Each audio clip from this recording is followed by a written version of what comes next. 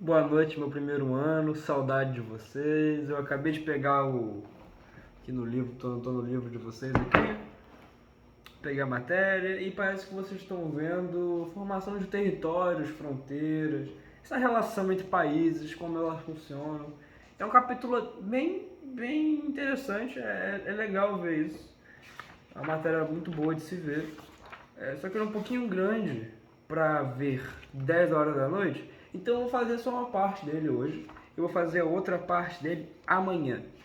Então, você que está com o livro em mãos, eu vou começar na página 176 e vou parar na página 181. E eu fiz algumas anotações aqui nos textos, eu vou acompanhar o livro com vocês e fazer alguns comentários sobre ele. Ok? Eu não vou usar o quadro não, porque eu estou com um pouquinho de dor de cabeça. Aí eu inclusive fiz os vídeos do segundo ano assim, sentado. Também, por ser uma matéria um pouquinho mais extensa, eu prefiro ler o livro, que eu acho melhor, ok? Então me acompanha, não serão vários vídeos, vai ser um vídeo grande só. Então, ok? Vamos lá. Gente, território em construção, vamos lá. O Brasil, ele é um país que tem 8,5 milhões de quilômetros quadrados e tem uma das maiores fronteiras, não, tem a maior fronteira da América do Sul e uma das maiores fronteiras do mundo. Claro, você tem países como Rússia, até acho que a China tem bastante fronteira, mas é uma das maiores fronteiras do mundo, o Brasil, com certeza. São 23 mil quilômetros de fronteira. E faz fronteira. Esse aqui é muito legal de saber. É meio basiquinho, é meio cantado, mas ó, o Brasil faz fronteira com todos os países da América do Sul, menos Chile e Equador. Faz fronteira com todos os outros. Ok? Ok, vamos lá. Bom, como é que funciona essas fronteiras para o Brasil? São um pouco de problema. Dá para já adiantar isso. Por quê? Você tem grande parte da floresta amazônica nesse meio e grande parte do centro-oeste e das matas do sul. 10 milhões de pessoas moram na região fronteira do Brasil todo. E como o Brasil tem 220 milhões de pessoas, você vê que não é uma área muito habitada, muito povoada. Porque, gente, o brasileiro é que nem um sirizinho. Você tem aqui o Brasil e ele fica andando na borda da água. Para partir para dentro, aí fica muito difícil. Fica muito difícil a habitação, porque as cidades não foram feitas desse sentido. Ok? Então vamos lá. Vamos ler um pouquinho de texto. Um termo que é bom vocês saberem, que o livro está botando de verde ele, por causa da Constituição de 88, é a faixa de fronteira. Faixa de fronteira é uma área que muitos países fazem, que eu chamo de entre terras, ou entre países, vamos dizer assim. Então você tem uma área que não é muito de um país e não é muito do outro, uma área de transição. Sei lá, você tem Brasil, aí você tem aqui a Argentina. Aí você tem uma pequena área entre os dois que nenhum manda, nem o outro manda direito. É esse vai e vem aí para não ter briga. É uma área de transição, eu falei, transição. Claro, tem acordos e acordos, e funciona assim com estados também, com cidades também, e com países, claro, devido às proporções, obviamente. E no caso do Brasil, ele exerce uma certa soberania nesse sentido, porque ele tem uma área de 150 quilômetros de fronteira que ele manda, basicamente, para todos os lados. Onde está isso aqui, que eu acabei de ler? Aqui, ó, no segundo texto aqui, do território de construção, você vai ler o que eu acabei de dizer. Então ele tem uma certa soberania porque é o Brasil, né? Ele é muito mais forte que os outros países, então ele pode ter ele tem esses direitos, vamos dizer assim, de mandar um pouquinho mais nessas coisas, nesses detalhes. Vamos lá, gente. Fronteiras, colaboração e segurança. Vamos lá. Cara, pega um pouco do que eu falei no início do vídeo, que não tem muita gente morando lá, é uma área meio de mata, de nada. Então você tem dificuldade dificuldade de manejar essas áreas, de cuidar dessas áreas, porque é muito grande. Como é que você vai cuidar de uma área tão grande que não é nem povoada direito? Como é que os governos, o país vai cuidar dessas áreas? Muito difícil e beira ao impossível, porque tanto que você vai ver aqui na página 177 um mapazinho do mapa do tráfico em cada fronteira e é inevitável, passa todo tipo de coisa, de droga, de arma, de pessoa, vai passando, não tem jeito.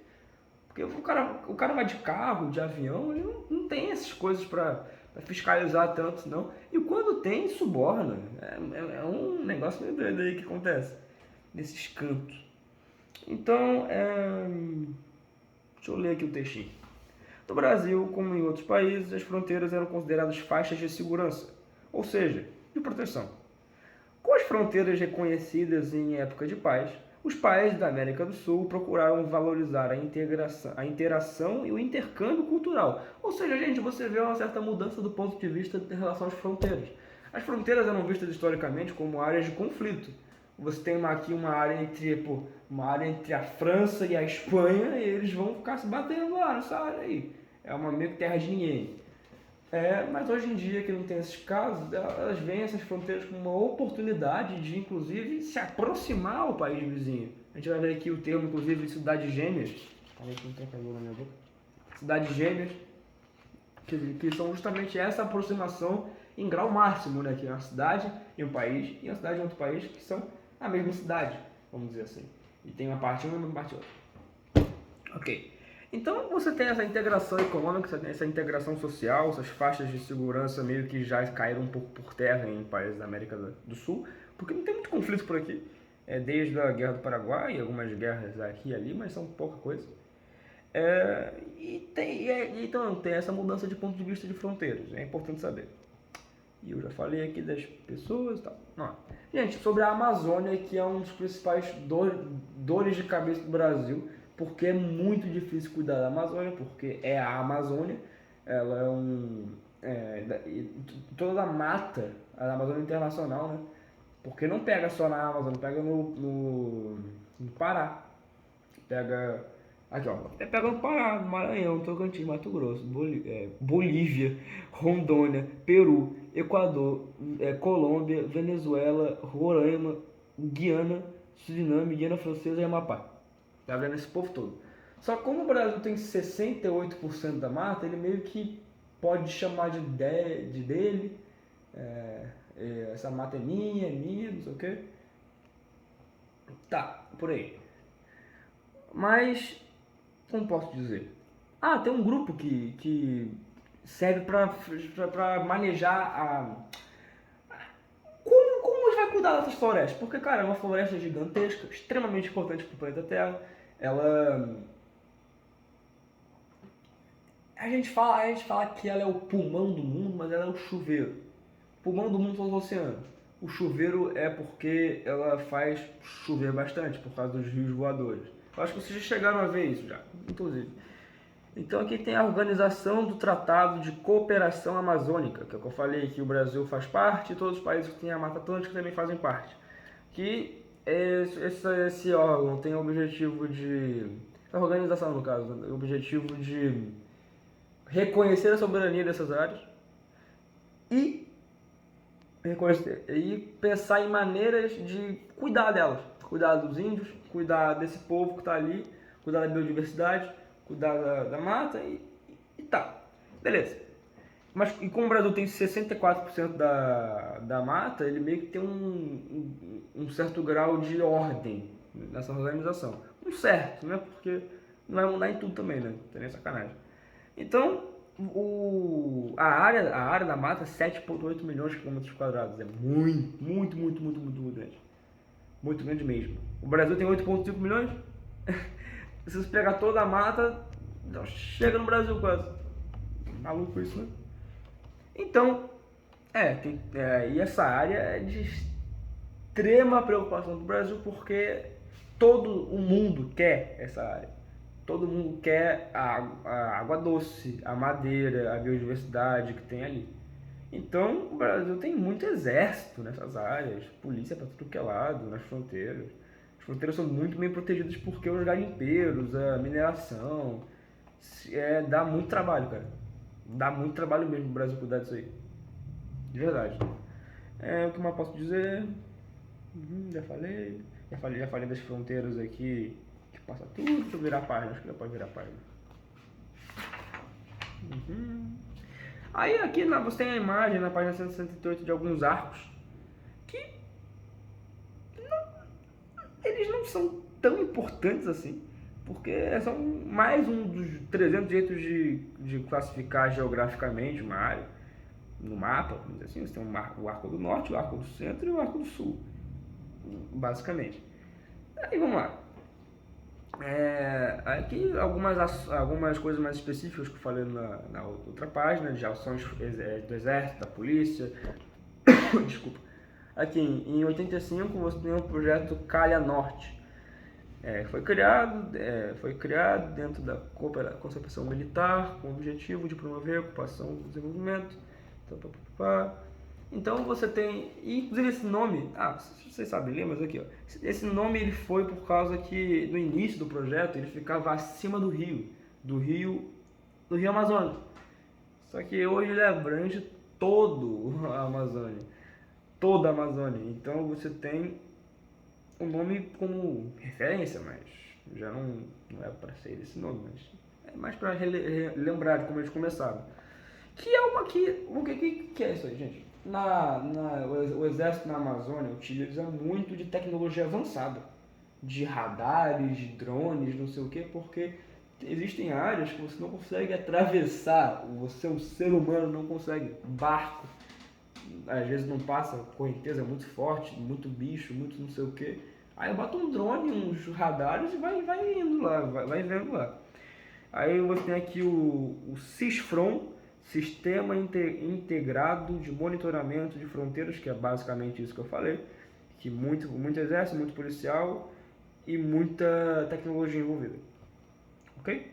E toda a preocupação com os povos indígenas que vivem nessas áreas, bastante inclusive, e preocupar com eles, né? Como é que eles estão, se o garimpo está afetando, porque tem muita rixa entre garimpeiros e indígenas. Então é um problema. É o que eu falei, cara, eu vou repetir várias vezes. Dá muito trabalho cuidar de um país tão grande quanto o Brasil. Então vamos lá. E tem uma coisa. Existe um problema, né? Que existe porque é muito difícil saber onde você está, de certa forma, quando você não tem Google Maps na mão. Por quê? Como diabo você sabe que você está na Bolívia e você está no Brasil, no meio da mata? É impossível. Você não consegue ver um tronco e falar, esse tronco parece boliviano, sendo que é a mesma floresta, basicamente.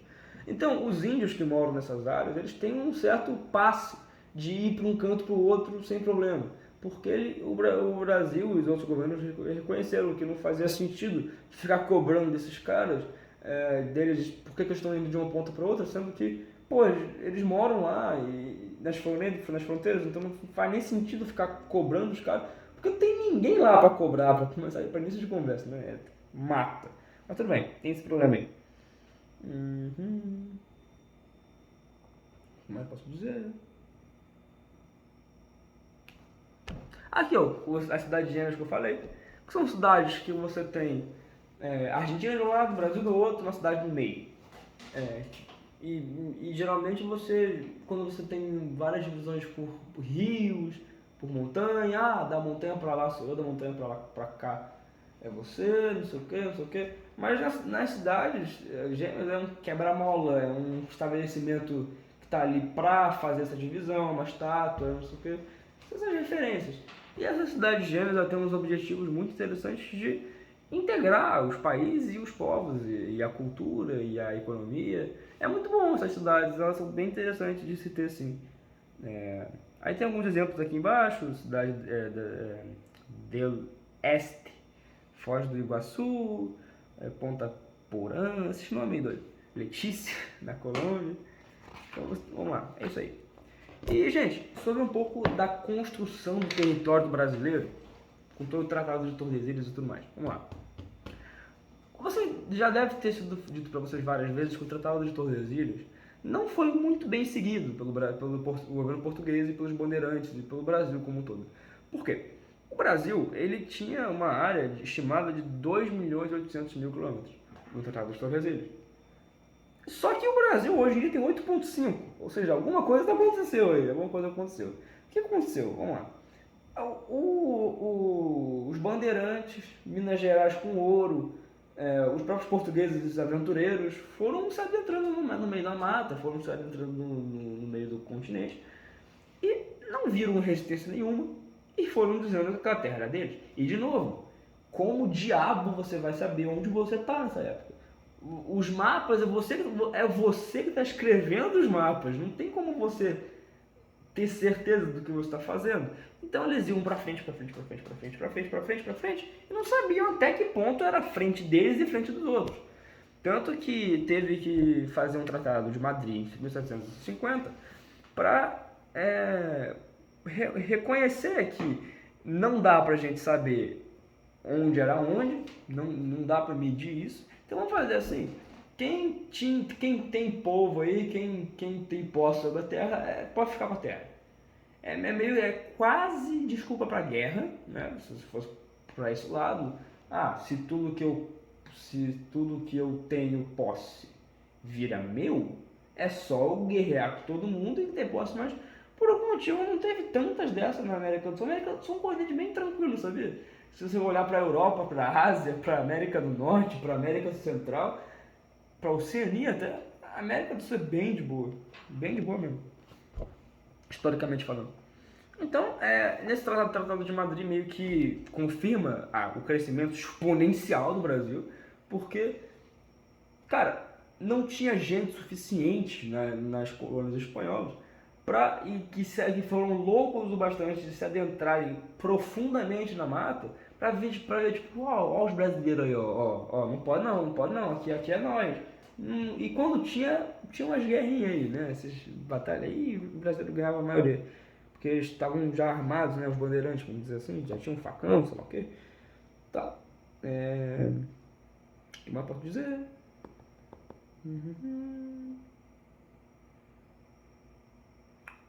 E os brasileiros ficam no litoral por motivos tanto estratégicos quanto históricos, por causa das capitanias hereditárias, isso já é chovendo molhado, você sabe muito bem disso.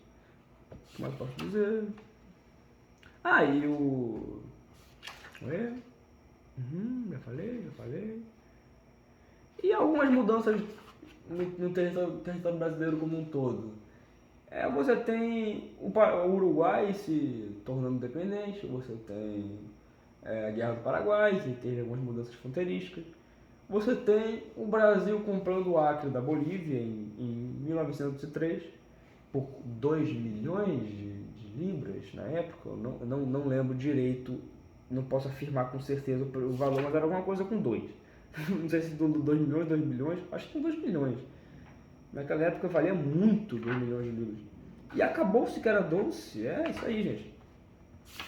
Espero que tenha sido alguma coisa decente. Eu tô com muito sono, tô com muita dor de cabeça. E eu acho que o vídeo não ficou tão legal quanto eu queria que ficasse.